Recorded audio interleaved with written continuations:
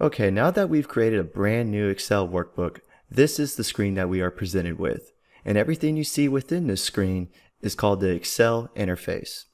Now there's multiple sections of the Excel interface. So in this video, I'm going to be giving you a little walkthrough of what each section does and what they consist of. The first section we're going to be talking about is called the Quick Access Toolbar, which is located at the very top left corner of your screen. Now what this toolbar consists of is frequently used commands.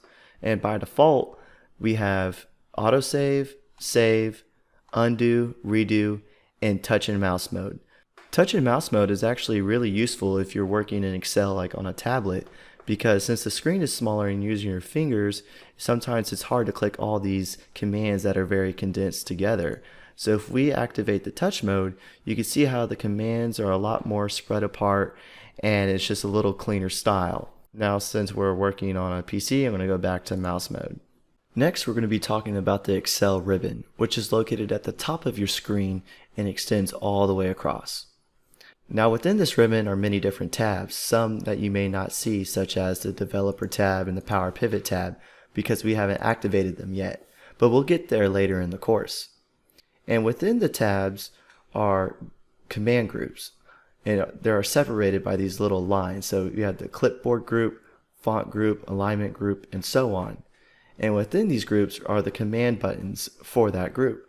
So in the font group, we have the bold command, italicized command, underline command, and so on. And if we click this little arrow in the bottom right, this opens up the dialog launcher, which has even more commands related to the font group. But since the ribbon only has so much space, Microsoft did a good job at organizing and placing the most frequently used commands within these groups.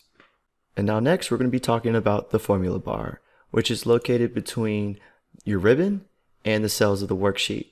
And this is where we're going to be entering formulas later in the course.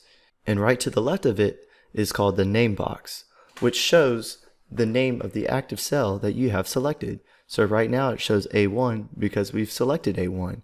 Now if I select A2, now the name box shows A2.